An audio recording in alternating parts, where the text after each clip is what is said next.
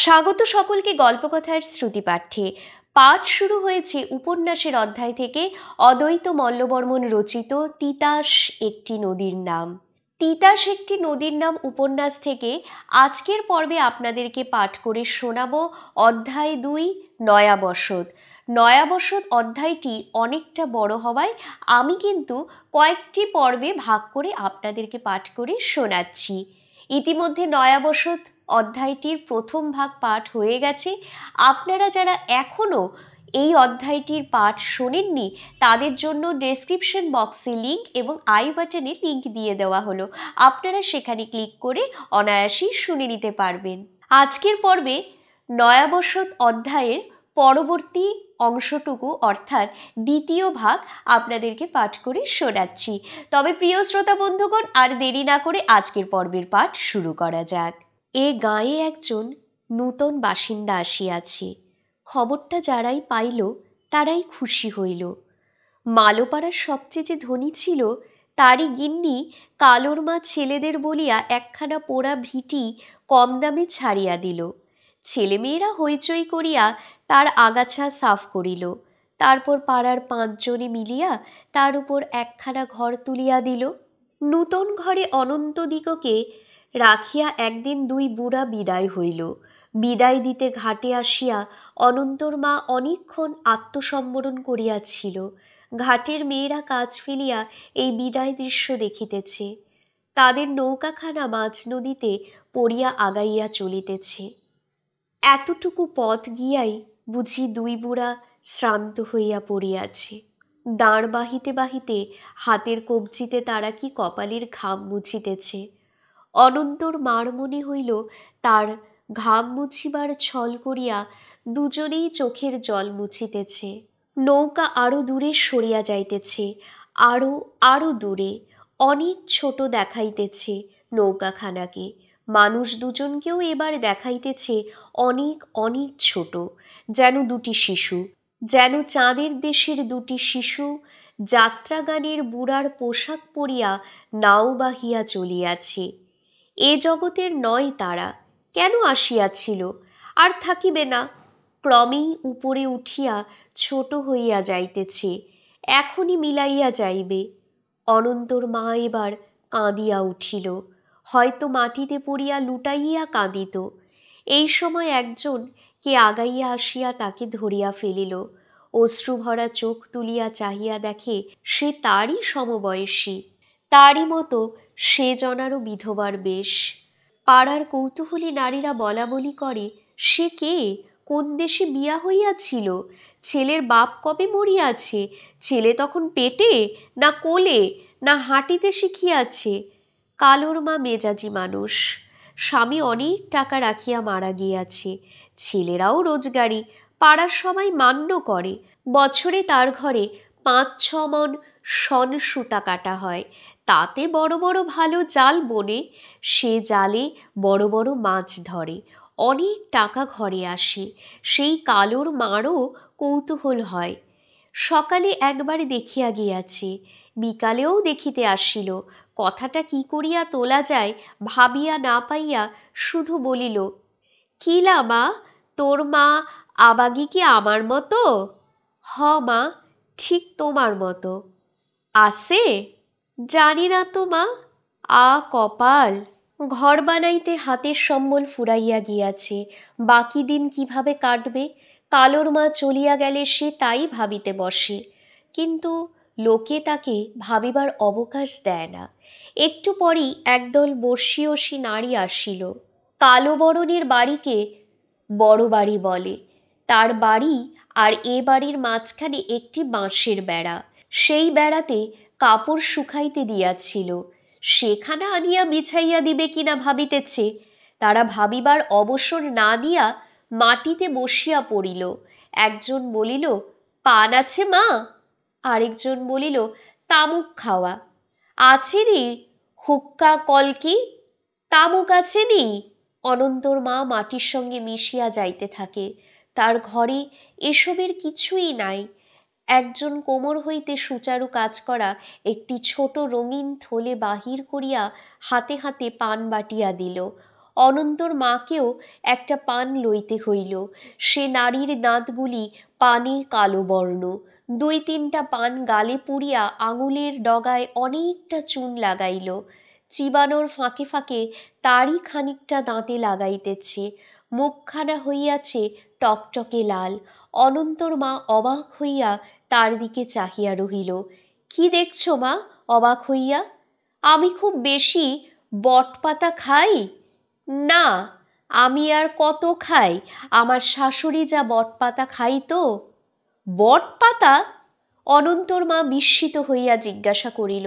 সে নারী সঙ্গিনীর দিকে ইঙ্গিত করাতে কথাটা সে বুঝাইয়া দিল, তাই রে শ্বশুরের নাম পাণ্ডব, পান কইতে পারে না, পানেরে কয় বটপাতা। আর তমুক খাইতো আমার শ্বশুর। মাথায় এক ঝাঁকড়া বাবরি চুল, যমদূতের মতো চোখ। আমরা ডরাইতাম। সারিন্দা বাজাইতো আর তামুক খাইতো। আর আমার ননদের শাশুড়ি জামাই আইলে তারে ঠকান চাই।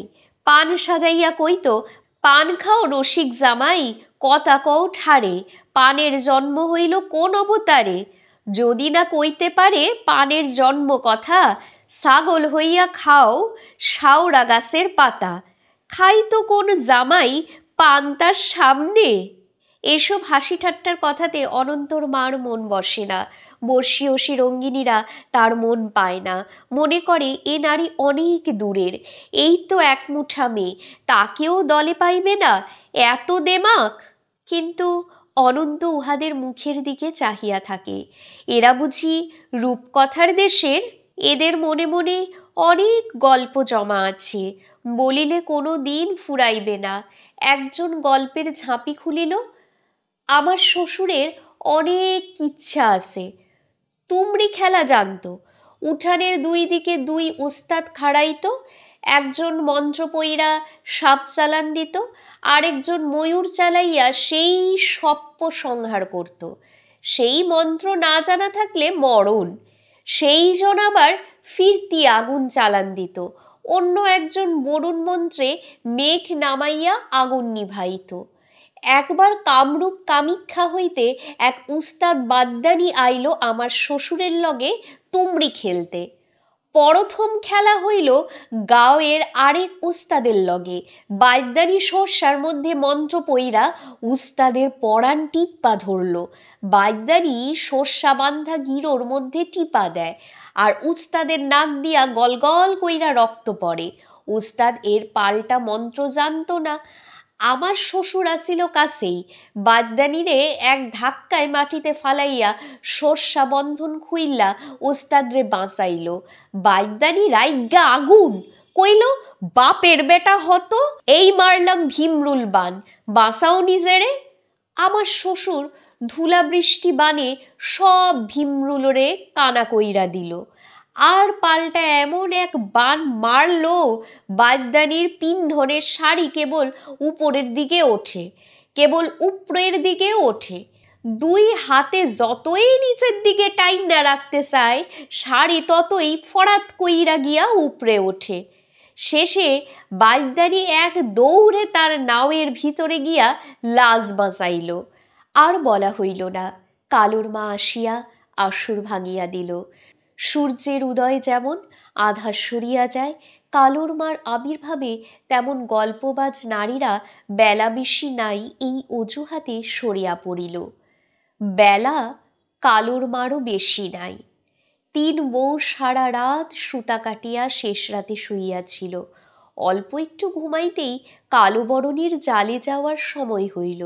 ভোর রাতে রোজ এরা জাল লইয়া নদীতে যায়। বেচারি বউরা কি আর করে? স্বামীর পাশ হইতে উঠিয়া কেউ তামাক টিকার ডিবা, কেউ মালসা খুলই জালের পুটলি হাতে নিয়া বাহির হইয়া পড়ে। ততক্ষণে ফর্সা হইতে থাকে। পাখ পাখালির ডাক শুরু হয়। কালুর মা যতদিন বাঁচিয়া আছে এই সময় বউদের উঠিতেই হইবে। সকল বাড়ির বউদের আগে কালুর বাড়ির বউদের স্নান করিয়া আসা চাই। তারপর পূবের আকাশ রাঙা করিয়া সূর্য উঠিলে 3-4টা পর ভিটাতে জালের ঘের দিয়া আগের দিনের মাছ শুকাইতে দেওয়া চাই। কালোর মা ততক্ষণ তরুণ রোদ গায়ে লাগাইতে লাগাইতে তিতাসের পাড়ে গিয়া বাজারের ঘাটের দিকে মুখ করিয়া দাঁড়ায়। রাতের জেলেদের মাছে ভরা নৌকাগুলিতে বাজারের ঘাট ছাইয়া ফেলে। তার উপর শত শত বেপারি ওঠা নামা করে। শোরগোলের অন্ত থাকে না। তাদেরই একজন কালো বরণের দৃষ্টি আকর্ষণ করিয়া বলে, তোমার মা দাঁড়াইয়া আছে। মার দাঁড়াইবার ভঙ্গিটিও রাজস্বিক, অল্পেতেই চোখে পড়ে। কালো বরণের ভাই এক দৌড়ে এক ঝাঁকা মাছ মার হাতে দিয়া যায়। বাড়িতে আনিলে পরে কোটার ধুম। 2 বেলার রান্নার মাছ রাখিয়া বাকি মাছ সেই জালের তলাতে রাখিয়া আসে। সারা গাঁয়ের কাক তখন মালোপাড়ায় ভিড় করে। এ পাড়ায় আসিলে কাকেদেরও বেহায়াপনা বাড়ে। মানুষের চোখে ধুলা দিয়া কি করিয়া এক ফাঁকে জালের ঘেরের ভিতর থেকেই শোয়ানো মাছ টানিয়া নেয়। কিন্তু কালোর মা সজাগ। চৌকি পাতিয়া কঞ্চি হাতে নিয়া বসে। কাকের কয়েকটা ছেঁড়া পালক দড়িতে বাঁধিয়া কঞ্চির আগাতে ঝোলায়। সে কঞ্চি নাড়িলে কাক কাছে আসে না, কেবল দূরে থেকে কা কা করে। কয়েকটি নাতি নাতনি আছে। ছোট ছোট টুকরিতে মুড়ি লইয়া বুড়ির কোল ঘেঁষিয়া কেউ বসে, কেউ দাঁড়ায়। যেটি হাঁটিতে পারে না, শুধু দাঁড়াইতে পারে, তার হাত ধরিয়া অন্য হাতে কঞ্চি দোলাইয়া বুড়ির ছড়া কাটে। কাওয়ার দাদা মরল, কুলা দিয়া ঢাকল, দূর হও কাউয়া দূর। এই কালোর মার কাছে সময়ের দাম আছে। তার কাছে অনন্তর মা তো দুগ্ধপোষ্য। যারা বিনা কাজে সময় কাটাইতে আসিয়াছিল, তারা চলিয়া গেলে বলিল, কাম কাজ নাই কোনো। কাজের মধ্যে ঘাটে গিয়া 1 কলসি জল আনিতে হইবে, এছাড়া আর কি যে করিতে হইবে ভাবিয়া পায় না অনন্তর মা। অথচ করিতে হইবে অনেক কিছু। কাজ সে করিবে, কে তাকে হাতে ধরিয়া কাজ করার সন্ধান দেখাইয়া দিবে? কালোর মা কেবল কাজের তাড়া দিতে জানে, কাজের পথ দেখাইতে জানে না। কাজের পথ যে জন দেখাইয়া গেলে সে শুবলার বউ, অল্প বয়সী বিধবা। সেদিন ঘাটে সেই তাকে ধরিয়াছিল। তার সেই সমবেদনার নিঃশ্বাস এখনো অনন্তর মার চোখে মুখে বুকে লাগিয়া আছে। শুবলার বউ এই কয়দিন কেবল উঁকিঝুঁকি মারিতেছিল। একা থাকিলে দেখে মুখখানা ভার, গোমরা মুখের সঙ্গে ভাব করিতে যাওয়া নিরর্থক। যখন কাছে মানুষ থাকে তখন মানুষ বলিতে ওই কালোর মা। শুবলার বউ এই কালোর মাকেই সহিতে পারে না। হরিণী যেমন নিজের কস্তুরীর গন্ধ অনুভব করে, শুবলার বউয়ের আবির্ভাবও অনন্তর মা তেমনি করিয়া অনুভব করিল। জেলে রমণীর ঘরে থাকিবে কাটা আকাটা সুতা, একখানা অসমাপ্ত জাল, আর সুতা কাটার জাল বোনার নানা কিসিমের সরঞ্জাম। এই যদি না রহিল তো জেলেরির ঘরে আর কায়স্থানীর ঘরে তফাৎ রহিল কোথায়? ঘটিবাটিগুলিও 2 দিন মাজা হয় নাই, তাও তার দৃষ্টি এড়াইল না। মনে মনে শুবলার বউ বলিল, এর আলসেমি 2 দিনেই ভাঙিতে হইবে। তার মাথার চুলে দেবদুর্লভ অজস্রতা, সাধ হয় খুলিয়া নাড়িয়া চড়িয়া দেখে। মুখখানা মলিন, তবু সুন্দর। চিবুক ধরিয়া নাড়িয়া দিলে বেশ হইত। সুন্দর চোখ দুইটি শুভদৃষ্টির সময় কার দিকে পূর্ণ দৃষ্টিতে চাহিয়াছিল কেমন না জানি ছিল সেজন। কিন্তু সে তো আর নাই। এও তো আমারই মতো বিধবা। সাওয়ালের বাপ কবে সজ্ঞে গেল দিদি? জানি না। বলি, মারা গেছে তো? জানি না। বিয়া হইয়াছিল কোন গায়ে? জানি না। আমি কই, বিয়া একটা হয়েছিল তো? জানি না দিদি। শুবলার বউ না চটিয়া পারিল না। পোড়া কপাল! কই, এই সাওয়ালটা হয়েছে বিয়া হইয়া তো? মনে মনে খানিক ভাবিয়া নিয়া এবারও আগের মতোই জবাব দিল, জানি না তো দিদি। খালি জানি না, জানি না, জানি না। তুমি কি দিদি কিছুই জানো না? নাকি জিভে কামড় শিরে হাত? কেমনে আইলো জগন্নাথ?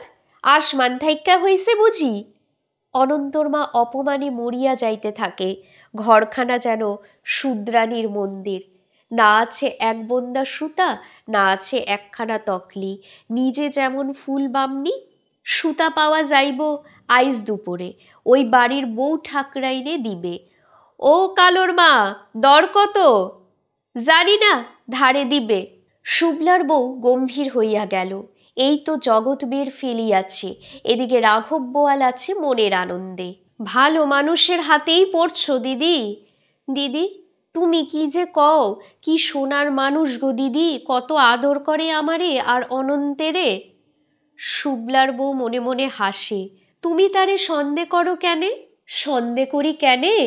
আমার অন্তরে বড় জ্বালা দিয়া রাখছে, এমন জ্বালা যা কইবার উপায় নাই, দেখাইবার সাধ্য নাই। বুঝলাম। বাপের ঘরে একনাল সুতা কাটিতে হয় নাই, শিখিবারও সুযোগ পায় নাই কোনোদিন। দর্শের সুতা লইয়া সে অথই জলে পড়িল। দুপুরের পর শুভলার বউ কতকগুলি সুতা কাটার হাতিয়ার লইয়া হাজির হইল। সেগুলি মাটিতে নামাইয়া বলিল, এই নেও বড় টাকু মোটা সুতার লাগি, এই নেও ছোট টাকু চিকন সুতার, আর এই একখানা পিড়ি দিলাম ঘাটে গিয়া সনের লাসি, এর উপরে আছড়াইয়া ধুইয়া আনবা, তারপর রইদে শুকাইবা, রাইতে আইয়া সব শিখাইয়া দিমু।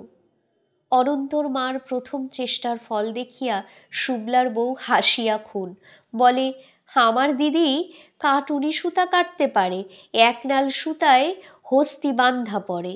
দ্বিতীয় দিনের ফল দেখিয়া খুশি হইয়া বলিল, এইবার কাঠ চিকন সুতা ছোট টাকু লইয়া। 7 দিনে 14 নিরি সুতা হইল। 7টা মোটা সুতার, 7টা সরু সুতার। মোটা 1 টাকা ও সরু 2 টাকা সের দরে একদিন কৈবর্ত পাড়ার লোক আসিয়া পরম আদরে কিনে আনিল। সুতা বিক্রির পর কালোর মা আসিয়া বসিল। পোড়া চৌখের জ্বালায় বাঁচি না, বাউচণ্ডীর মতো বাইর হইয়া গেল মানুষটা। কে গো মা, কে? নাম তো জানি না মা, খালি মুখ চিনা। ওই যে সুতা আনতে গেছিলাম। ও, চিনছি, শুভলার বউ। শুভলা নাই, তার বউ আছে, আগে ডাকতো বাসন্তী। আমি ডাকতাম রামদাসার ভাগ্নি।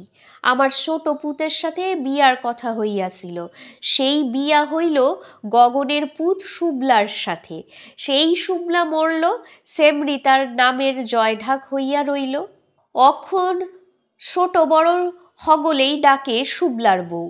আপনার ছোট সাওয়ালের সাথে কথাবার্তা ঠিক হইয়া গেছিল বুঝি? হ মা, তারও আগে হওনের কথা ছিল রামকেশবের ঘরের কিশোরের সাথে, যে কিশোর অখন পাগল হইয়া বনে বনে ফিরে। দুপুরে মঙ্গলার বউ বাসন লইয়া যাইবার সময় পাশের রাস্তা দিয়া না গিয়া অনন্তর মার উঠান দিয়া গেল এবং ঘরের দিকে উঁকি মারিয়া দেখিল। ফিরিবার সময়ও তেমনিভাবে ঘরের দিকে চাহিতে। ঘর হইতে শুভলার বউ ডাকিয়া বলিল, অমোহনের মা, আজ যে দেখিয়া ঘাটাতে চন্দ্র উদয়। মঙ্গলার বউ বিরক্তি হইল। শুভলার বউ যে ওহাকে দিনরাত আগলাইয়া রাখে, ইহা ভালো লাগে না। এক দণ্ড একা পাইবার জো নাই। বিরক্তি মানুষকে অনেক সময় নির্মম করিয়া তোলে। মঙ্গলার বউ একটু আগাইয়া ছাইচের তলায় আসিয়া 1 পা বারান্দার উপরে, আরেক পা নিচে রাখিয়া ঝুঁকিয়া পড়িল। তারপর হাতের তালুতে গাল ঠেকাইয়া বলার কথাটা কি গুরুত্বপূর্ণ করিয়া তুলিল। কিলা শুভলার বউ, আজ নগরে বাজারে কি সমস্ত কথাবার্তা শোনা যাইতেছে? কি সমস্ত কথাবার্তা? 10-এর বিচারের মধ্যে নাকি তার কথা খান উদারসন হইব। কার কথা গো অমোহনের মা, কার কথা? সাওয়ালের মার। মঙ্গলার বউর কণ্ঠে শ্লেষ। শুভলার বউ কথা না বাড়াইয়া তার ভুল শোধরাইয়া দিল। 10 জনের বিচারে তার কথা উঠব কেনে গো? সে কি কেউর বাপের ধন সাপেরে দিয়া খাওয়াইছে, না পথের মানুষ ডাইক্কা আনছে যে 10 জন তার বিচার করব? ভালো কইরা না শুইনা তোমরার মতো উপর ভাষা আমি কোনো কথা কই না মোহনের মা। শুভলার বউ সত্যি এত সহজে থামিল না। রাত্রের বৈঠকের সকল কথাই সে বলিয়া রাখিল। মাতব্বরেরা সকলে এতদিন বাড়িতে ছিল না। কেউ গিয়াছিল উত্তরে ব্যাপার করিতে, কেউ গিয়াছিল উজানে ধান কিনিতে, কারো হইয়াছিল জ্বর। এখন সব লোক গায়ে আসিয়াছে। যার শরীর ভালো ছিল না তার শরীর ভালো হইয়াছে। গাখানা লোকজনে থমথম করিতেছে। সামাজিক বৈঠক হওয়ার এই তো সময়। কত কথা জমিয়া আছে, কত লোকের নামে আচার বিচার বাকি আছে। কালী পূজা সম্বন্ধে, গাঙের মাথট সম্বন্ধে কথা তুলিবার আছে। সব কথার শেষে অনন্তর মারও একখানা কথা উঠিতে পারে। সে সমাজ করিবে কার সঙ্গে? তোমার সঙ্গে, না আমার সঙ্গে, না কালোর মার সঙ্গে? শুভলার বউয়ের কথার তোড়ে মঙ্গলার বউ ভাসিয়া গেল, কিন্তু অনন্তর মার ভয় করিতে লাগিল। 10 জনের মধ্যে কথা উঠিবে ভাবিতে বুক দূর দূর করে। নূতন গায়ে নূতন মানুষ হইয়া আসার এমন ঝকমারি। সন্ধ্যার অল্প আগে 2টি ছেলে বাড়ি বাড়ি নিমন্ত্রণ করিতে লাগিল।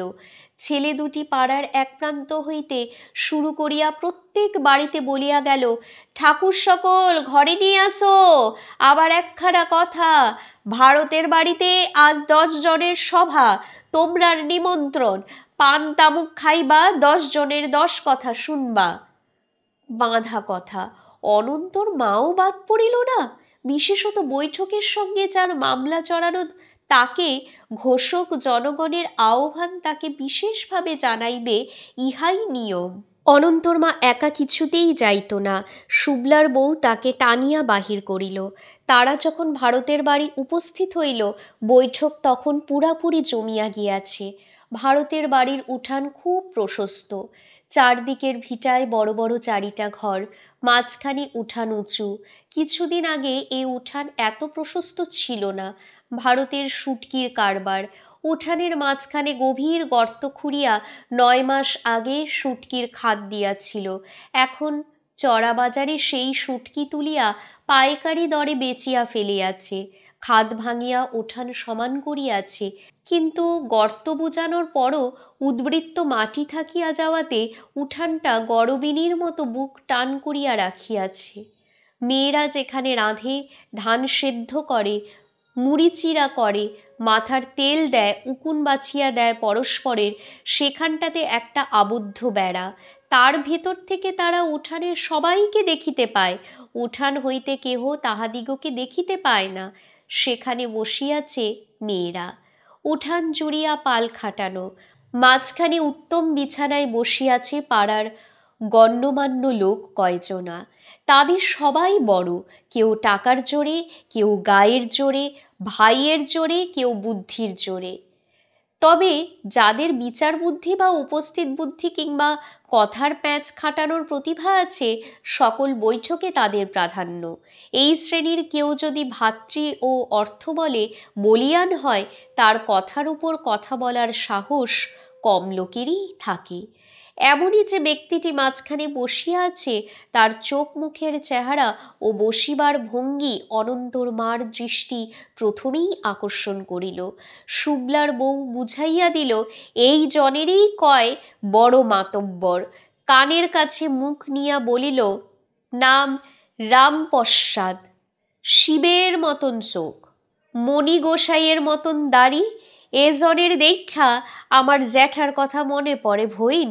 কোন দিক দিয়া বাড়ি? এ গাঁয়ে থাকে না। কালোর বাপের সাথে বিবাদ কইরা 10 বৎসর আগে ঘর দুয়ার লইয়া যাত্রা বাড়ি গেছে। ঘাটে গেলে তিতাসের মাকে যে মঠ দেখা যায়, তারই পরে কুরুলিয়া খাল। খালের ওই পাড়ের গাঁয়ের নাম যাত্রাবাড়ি। সেই গাঁয়ে আর মালো নাই, খালি কৈবর্তরা থাকে। তারপরেই যিনি দৃষ্টি আকর্ষণ করেন, তার চোখ মুখ দুর্বাসার মতো ক্রোধারক্ত, বয়স হইলেও যুবকের মতো শটান। বড় মাতব্বরের পরই একজনের কথা গ্রাহ্য হয়। কায়েতপাড়ায় যাত্রার দল হয়, তাতে তিনি মুনি ঋষির পাঠ করেন। কৌপিন পড়িয়া নামাবলী গায়ে দিয়া খড়ম পায়ে তিনি যখন আসরে ঢোকেন, ভয়ে তখন কারো মুখ দিয়া কথা ফোটে না। পৈতা ধরিয়া যখন রাজাকে অভিশাপ দিবার জন্য গর্জন করিতে করিতে সামনের দিকে ঝুঁকিয়া পড়েন, তখন আসরের চারিপাশের গরিব লোকগুলি তো দূরের কথা, অমন যে রাজা, হাতে তলোয়ার, গায়ে ঝকমক করা পোশাক, সেও থরথর করিয়া কাঁপিতে কাঁপিতে তার পায়ের কাছে নত হয়। এমন তেজ এই জনের। নাম দয়াল চাঁদ। জানিবার ও বুঝিবার মতো আরও কয়েকজন এই দলে ছিল। সময় অল্প। দুই এক কথাতে শুক্লার বউ দুই একজনের পরিচয় দিল। এই জনের নাম নিতাই কিশোর। ঘুষ খাইয়া পেট মোটা করিয়াছে, কিন্তু চালে এক মুঠা ছন নাই। আর এই যে কানা মানুষ, তিনি লোকের বিচার করিতে গিয়া শ্বশুরের বিছানায় বউ শোয়ায়, জামাইয়ের বিছানায় শাশুড়ি শোয়ায়। তার নাম কৃষ্ণচন্দ্র। এই দের নিয়তির জন্য চক্ষুধন খাইয়াছে। আসরের চারিধারের আর যত সব নরনারায়ণ, তারা কেবল কথা শোনার লোক, তামাক টানার লোক। কয়েকটি ছেলে হুকা কলকে মালসা ডিবা লইয়া বসিয়া গিয়াছে, অনবরত ছিলিম ধরাইয়া হাতে হাতে চালাইয়া দিতেছে, আর সেই সব হুকা পুরানো হইয়া পরপর তাদের হাতে ফিরিয়া আসিতেছে। একটা পরিষ্কার ঝকঝকে বড় কাঁসার থালাতে কয়েক বিড়া ধোয়া মোছা পান, সুচিক্কণ সুপারি, মাজা ঘষা কয়েকখানি বাটিতে চুন ও অন্যান্য মশলা। থালাখানা হাতে করিয়া মধ্য বিছানায় নমস্কার করিল ভারত। 10 জন পরমেশ্বর, আমার একখান কথা। পান্নি দেওয়ার সময় হইছে? সকলেই সম্মতিসূচক দৃষ্টিতে তাকাইল। পরে রামপ্রসাদের দৃষ্টির ইঙ্গিত পাইয়া ভারত নিজে মাতব্বরদিগকে পান বাটিয়া দিল। পরে পাড়ার একটি ছেলের হাতে থালাখানা তুলিয়া দিল। সে ক্ষিপ্র হস্তে এই জনারণ্যে পান বাটা শুরু করিল, কিন্তু শেষ না করিতেই বৈঠকের কথা আরম্ভ হইয়া গেল।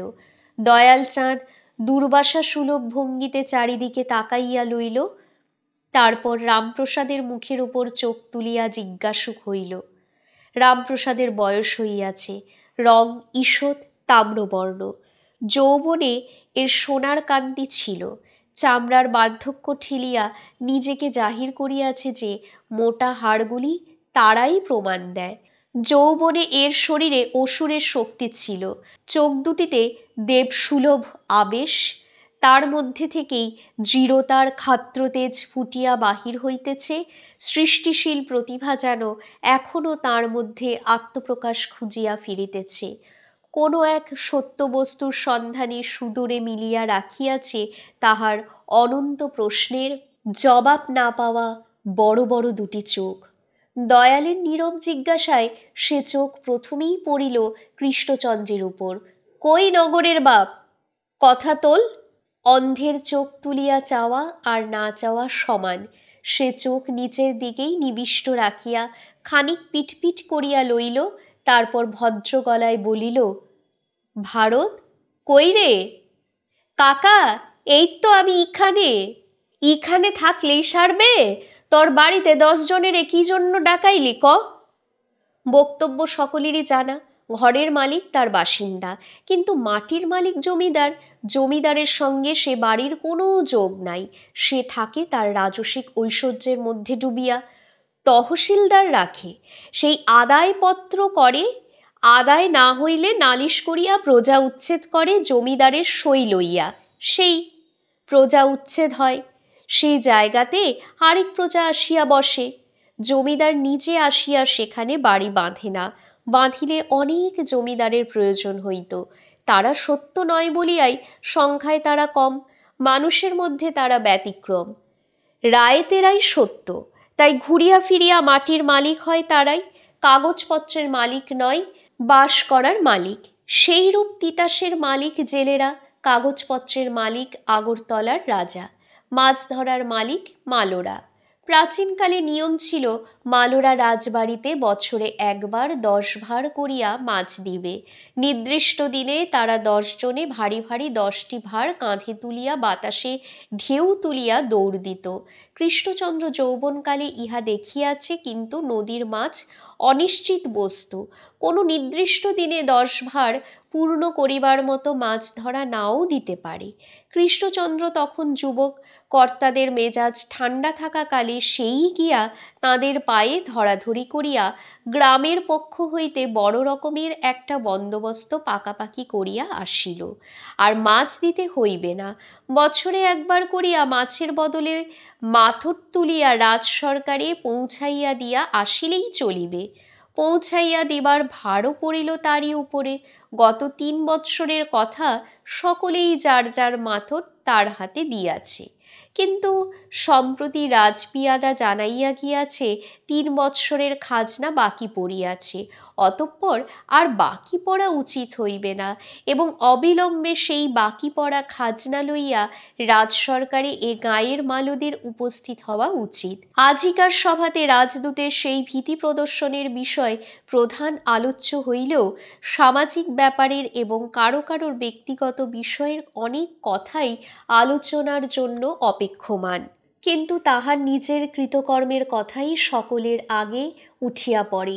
এই ভয়ে কৃষ্ণচন্দ্র জোর করিয়া মুখে একটু হাসি টানিয়া নতমুখী বলিল, কি আর কইব, ভারতের মাইয়ারে বিয়া দিতে লাগব, তারই কথা উদারসন করবার জন্য বৈঠক ডাকাইছে। কথা কি আর আমরা বুঝতে পারি না? হা করতে আলাজিউভার টের পাই। ভারত তার 2.5 বছরের নগ্না নন্দিনীকে রুরুদ্ধমান অবস্থায় একটু আগে কোল হইতে নামাইয়া আসিয়াছে। তাহারই সম্পর্কে রসিকতা উঠিয়াছে দেখিয়া সেও চটপট উত্তর দিল, মাতব্বর কাকা থাকতে আমার মাইয়ার আবার বিয়ার ভাবনা, কাকা রাজি হইলে এই বৈঠকে 7 পাক ঘুরাইয়া দিতে পারি। কথা খুব হাসির। কৃষ্ণচন্দ্র মুখ নিচু করিয়াই হাসিল। কেউ কেউ সে হাসিতে যোগ দিল, অনেকেই দিল না।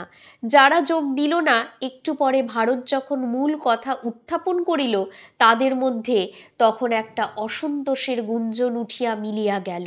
আসরের চারিপাশে সর্বসাধারণের স্তরের যারা বসিয়াছিল, তাদের মধ্যে অনবরত হুক্কা চলিতে লাগিল, এবং কাশির মাত্রাটাও এই সময় চারিদিকেই একটু বাড়িল। মনের অসন্তোষ বাহিরে প্রকাশের ভাষা হয়তো ইহাদের আছে, কিন্তু প্রতিষ্ঠাহীন জীবনে সাহসের স্বভাব সুলভ অভাবই ইহাদিগকে যুগে যুগে দাবাইয়া রাখে। তাই ইহারা আগাইয়া আসিয়া সরবে মনের আলোড়নকে ভাষা দিয়া প্রকাশ করিতে পারে না। অন্যায়ের বিরুদ্ধে প্রতিবাদের সাহস হারাইলেও অন্যায়কে এরা কোনো যুগেই হজম করিয়া নেয় না। তাই কালে কালে দেশে দেশে এরা আগাইয়া সামনে আসিতে না পারিলেও এই অব্যক্তের দল প্রতিবাদ ঠিক জানায়, কোথাও হাসিয়া, কোথাও কাঁদিয়া, কোথাও শীষ দিয়া, আবার কোথাও তৈজসপত্র ভাঙিয়া বা দেওয়ালে মাথা ঠুকিয়া ও কেরোসিন সিক্ত বস্ত্রাঞ্চলে দেশলাইয়ের কাঠি ধরাইয়া গোকনঘাট গ্রামের মালদের সাধারণ স্তরের লোকেরা মাতব্বরের অন্যায় কাজের বিরুদ্ধে প্রতিবাদ জানাইল। সেদিন হুক্কা টানিবার ছলে অনেকে একসঙ্গে কাশিয়া দয়াচাঁদের মুখ দিয়া অনুচ্চস্বরে বাহির হইল, আমি হইলে তিতাসের জলে তলাইয়া গিয়া মান বাঁচাইতাম। 10 বৈঠকে লক্ষণ বর্জনের পালাখানা তুমি কইরো না দয়াল ব্যাপারী, ব্রজলীলার দিনে কুরুক্ষেত্তর ঘটাইয়া লাভ নাই। কোন ত্রেতা যুগে কি কইরা রাখছো, অখন তারে ধুইয়া জল খাও। নিজেদের মধ্যে ব্যাপার, তাই মাতব্বররা ওর বেশি কথা বাড়াইল না। কেবল রামপ্রসাদ তিরস্কার করিল, কৃষ্ণচন্দ্র, মাতব্বরগিরির মান মর্যাদা তুমি বুঝি আর রাখতে চাও না? কৃষ্ণচন্দ্র খুব লজ্জা পাইল, বলিল, আর কটা দিন ক্ষমা করো ঠাকুর সকল, আমার একখান কথা। রামপ্রসাদ ফিরিয়া দেখে তার ঠিক পিঠের কাছেই রেশমি চাদর গায়ে একজন কথা কহিয়া উঠিয়াছে। কি কইতে চাও, কও না। যারা এখান হইতে মাছ কিনিয়া শহরে গিয়া বিক্রি করে, তাদের সামনে এক নতুন সমস্যা দেখা দিয়াছে। সে সমস্যার সে একজন ভুক্তভোগী। মোড়লের আশ্বাস পাইয়া জানাইল, আনন্দবাজারের মাছ বিক্রেতাদের কাছে এখন জমিদারের লোকে মাসুল চাহিতে শুরু করিয়াছে। মাছের ভার পিছু 2 আনা করিয়া মাসুল না দিলে বলিয়া দিয়াছে মালদিগকে বাজারে বসিতে দিবে না। রামপ্রসাদের চোখে মুখে একটা কঠোরতার ছায়া পড়িল। সে বাজারের ইতিহাসখানা চকিতে তার মনের পর্দায় ছায়া ফেলিল। জগৎবাবু আর আনন্দবাবু শহরের এই দুজন গণ্যমান্য জমিদার একই সময় নিজ নিজ নামে দুইটি বাজার বসায়। দুইজনেই চায় নিজেরটা জমুক, অন্যেরটা না জমুক। দুজনেরই লোকে মালদের ধরিয়া পড়িল। মালোরা কার কথা মান্য করিবে ভাবিয়া পায় না। রামপ্রসাদের কাছে সকালে আসিল জগৎবাবুর লোক, বিকালে আসিল আনন্দবাবুর লোক। সে যার পক্ষে বলিবে মালোরা তারই বাজার জমাইবে। সকালে যারা আসিল গোপনে জানাইল, বাবু তোমাকে ৩০০ টাকা দিবে, তুমি কথা কও। সে কথা কহিল না। বিকালে যারা আসিল তারা জানাইল, বাবু মালদের প্রত্যেককে ২৫ টাকা নগদ দিবে, আর একখানা করিয়া ধুতি দিবে। রামপ্রসাদের তাহাদিগকে পান তামাক খাওয়াইল। পরের দিন মালোরা দলে দলে মাছের ভার লইয়া আনন্দবাজারে পসরা সাজাইল। যারা ব্যাপারী তারা তো গেলই, যারা ব্যাপারী নয় তারাও নৌকা ঘাটে বাঁধিয়া এক ভার মাছ লইয়া বাজার আলো করিল। কি জমাটাই না জমিয়াছিল সেদিনকার বাজার। সেদিন হইতে জগৎ বাজার কানা। আনন্দবাবুর সেদিন মুখে হাসি ধরিতেছিল না। সে আনন্দবাবু আজ নাই, তাঁর লোকেরা আজ গোকর্ণ ঘাটের মালদের কাছে খাজনা চায়। শোনো ব্যাপারী, বাবুকে সাফ কথা কইয়া দিও, মালোরা মাছ বেচতে কোনো সময় মাসুল দেয় নাই, দিবেও না। জায়গা দেওক আর নাই দেওক, মালোরা বাজার জনাইতে যেমন জানে ভাঙতেও জানে। তারা যেখানে যায় আ পথে পথ হয়, আ বাজারে বাজার হয়। তামসির বাপের কানে এ সকল কথা ঢুকিতেছিল না। সে নিজের কথা ভাবিতেছিল, এই বৈঠকে তার কথাও উঠিবে। মনে মনে সে নিজেকে অপরাধী স্থির করিয়া রাখিল। সত্যই তো, পাড়ার মধ্যে ঐক্য রাখা ও পাড়ার স্বার্থ দেখাই সর্বাগ্রে কর্তব্য। তারা আমার কে? তারা মালদের ঘরে নেয় না। মালোরা কোনো জিনিস ছুঁইলে সে জিনিস তারা অপবিত্র মনে করে। পূজা পার্বণে মালোরা তাদের বাড়ির প্রসাদ খাইলে এঁটো পাতা নিচে ফেলিয়া আসতে হয়, সে পাতা ওরা ছোঁয় না। জাত যাইবে, এরা মালদের কত ঘৃণা করে। মালোরা লেখাপড়া জানে না, তাদের মতো ধুতি চাদর পরিয়া জুতা পায়ে দিয়া বেড়ায় না, কিন্তু তাই বলিয়া কি তারা ছোঁয়ারও অযোগ্য? মালোরা মালো বলিয়া কি মানুষ নহে? এমন সময় তার ডাক পড়িল। ডাকিল দয়াল চাঁদ। তামসির বাপ শুনছ নি? হ কাকা, শুনছি, কও। দয়াল চাঁদ বলিয়া চলিল, বাজারের কাছে তোমার বাড়ি, বাজারের কায়েতরা তোমার বাড়ি আসিয়া নাকি তবলা বাজায় আর মেয়েদের দিকে নজর দেয়। ভাবিয়া দেখো, কায়েতের সঙ্গে মিশিতেছ বলিয়া তারা তোমাকে কায়েত বানাইবে না, তুমি মালোই থাকিবে। তারা তোমার বাড়ি আসিলে যদি সিংহাসনও দাও, এ তুমি তাদের বাড়ি গেলে বসিতে দেবে ভাঙা তক্তা। তুমি রূপার হুকাতে তামাক দিলেও তোমাকে দিবে শুধু কলকে খানা। না না, কাজখানা তুমি ভালো করিতেছ না। অনুত্তপ্ত তামসির বাপ শুধু এই কথা বলিতে পারিল। 10 জন পরমেশ্বর, অনেক কাঁদছি, আর আমাকে কাঁদাইও না। অবশেষে উঠিল অনন্তর মার কথা। তার বুক দুরু দুরু করিতে লাগিল। এ কথাটাও ভারতকেই তুলিতে হইল। নতুন যে লোক আসিয়াছে আপনারা সকলেই শুনিয়াছেন, তারে নিয়া কিভাবে সমাজ করিতে হইবে আপনারা বলিয়া যান। তারে কার সমাজ ভিড়াইবেন? কিষ্ট কাকার, না দয়াল কাকার, না বসন্তর বাপ কাকার? কৃষ্ণচন্দ্র বলিল, কোন গোষ্ঠীর মানুষ আগে জিগাইয়া দেখ, কোন কোন জায়গায় জ্ঞাতি আছে যান। আদেশ মতো শুবলার বউ তাকে জিজ্ঞাসা করিল। অনন্তর মা কাঁদিতে কাঁদিতে বলিল, বইন সকল, গোষ্ঠী জিয়াতির কথা আমি কিচ্ছু জানি না। শুনিয়া সকলেই নিরুৎসাহ হইল। কেহই তাহাকে নিজের সমাজে লইতে আগ্রহ দেখাইল না। কৃষ্ণচন্দ্র বলিল, আমার সমাজ 20 ঘরের, ঘর আর বাড়াইতে চাই না। দয়াল চাঁদের সমাজও 10 ঘরের, প্রত্যেকটাই বড় ঘর, তার সমাজেও ঠাঁই হওয়া অসম্ভব। মঙ্গলা বসিয়াছিল সকলের পশ্চাতে, ঠেলিয়া ঠুলিয়া আগাইয়া আসিয়া সে বলিল, আমার সমাজ মোটে 3 ঘরের। রামপ্রসাদ জিজ্ঞাসা করিল, কারে কারে লইয়া তোর সমাজ? শুক্লার শ্বশুর আর কিশোরের বাপেরে লইয়া। তা হইলে নতুন মানুষ লইয়া তোর সমাজ হইল 4 ঘর। হ কাকা। নয়াবসত অধ্যায়ের পরবর্তী অংশটুকু শুনতে হলে আমাদের চ্যানেল ফলো করুন।